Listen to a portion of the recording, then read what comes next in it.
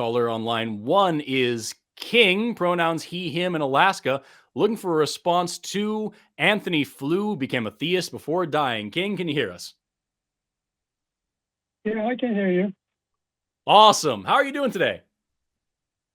I'm fine. How are you? I'm all right, man. Pretty happy.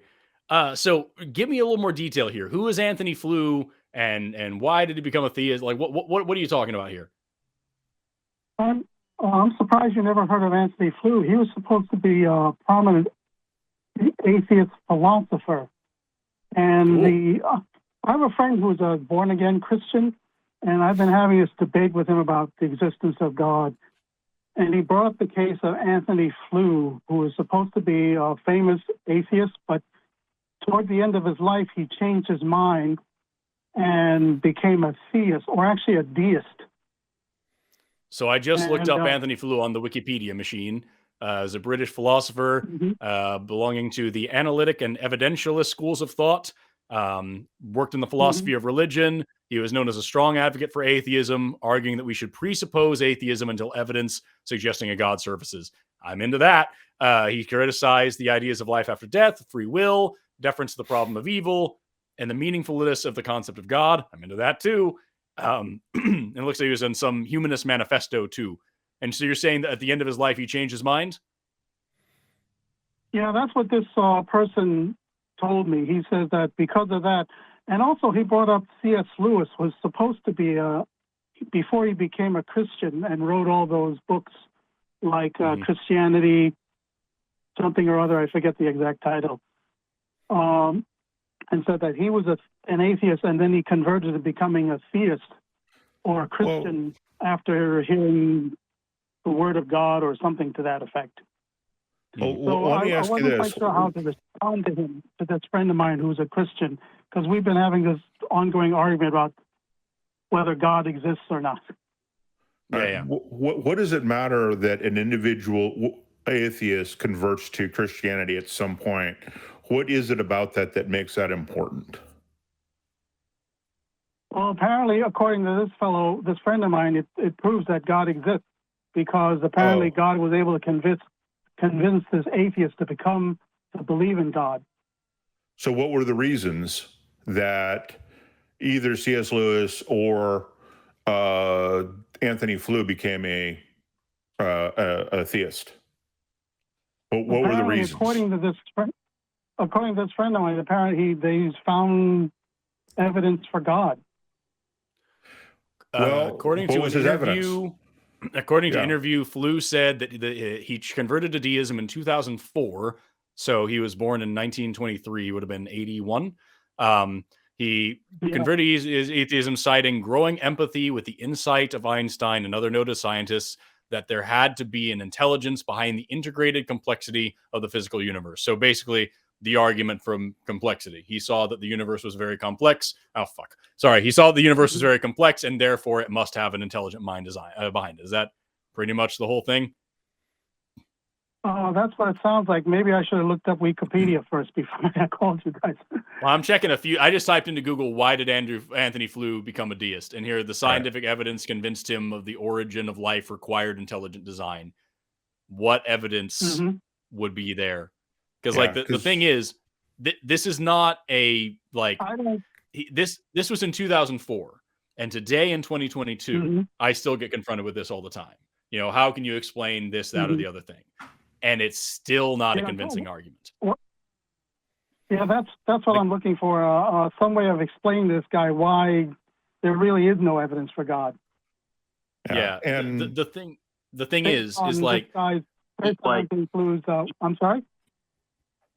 Well, I'm thinking like this was in, first of all, this was in 2004 when we had some good evidence for abiogenesis, but like it was still a burgeoning field. Now we have a lot more good evidence for abiogenesis. But even if that wasn't the case, even if we had no idea where life came from, in order to say God must have done it, you first have to demonstrate that there is a God and that it can do that and that it did do that, and then show how that, like that, there's a million missing steps here. So for somebody who is, all about, evidence, which I appreciate, his whole life, he was saying, until you have sufficient evidence for God, you shouldn't believe in it. Then all of a sudden at the very end of his life says, I don't have any evidence for not God, therefore it must be God. That sounds kind of fishy to me. And it sounds like, I don't know. That's a crappy argument no matter who says it. Mm-hmm. Yeah, and the argument for complexity really kind of ticks me off a little bit, because if you're going to assume an intelligence is designing something, good design is not complex. Good design is simple. Yep. And so what we'd actually be looking for would be an argument from simplicity. The universe is so simple, it could only have been designed. Not it's so complex, it could only have been designed. Because the more complex something is, the more likely it is to fail, which is why we have so many systems that shore up just the human body against failure, right? And all the modes of failure. It's why we have 2 lungs and 2 kidneys. We don't have 2 brains, although we probably should for redundancy's sake, but you only need redundancy when you expect failure. And so those are the kinds of things that when they say complexity, it had to be designed. No, we design simple things and then we put them together to make them look complex.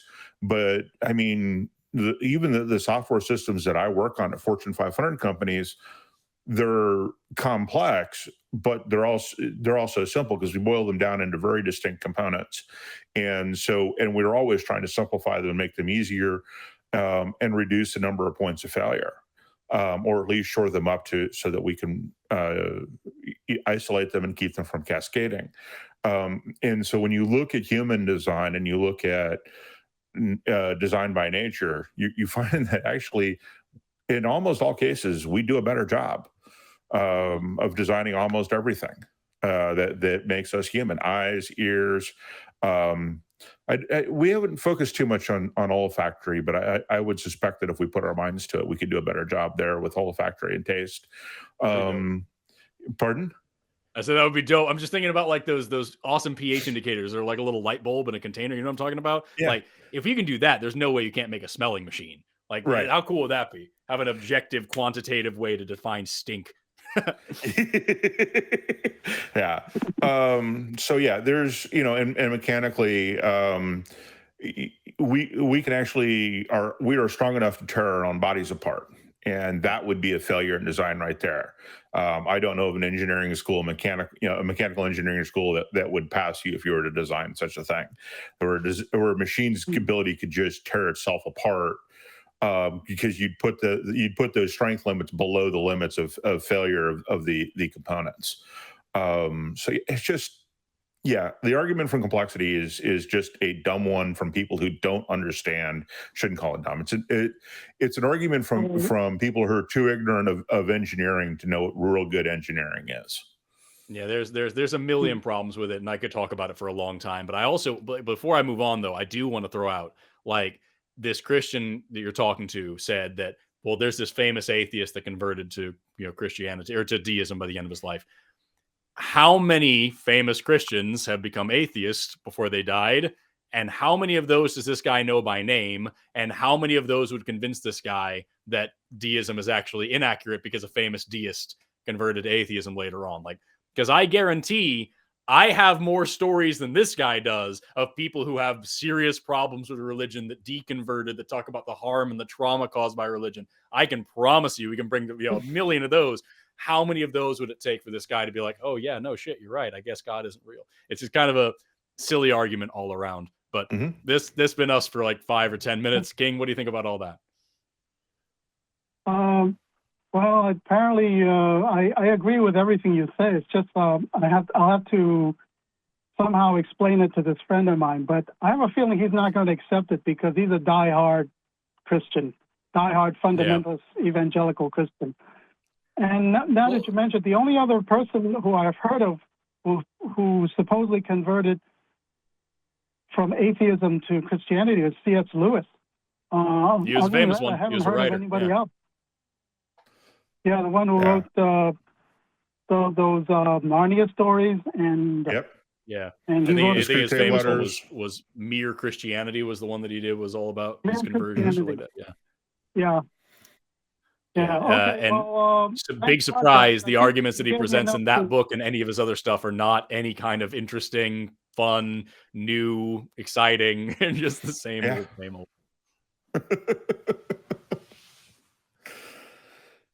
Okay. All right, King. Well, you thanks. gave me enough to. Thank you. Yeah, I appreciate you calling in. It was a lot of fun, man.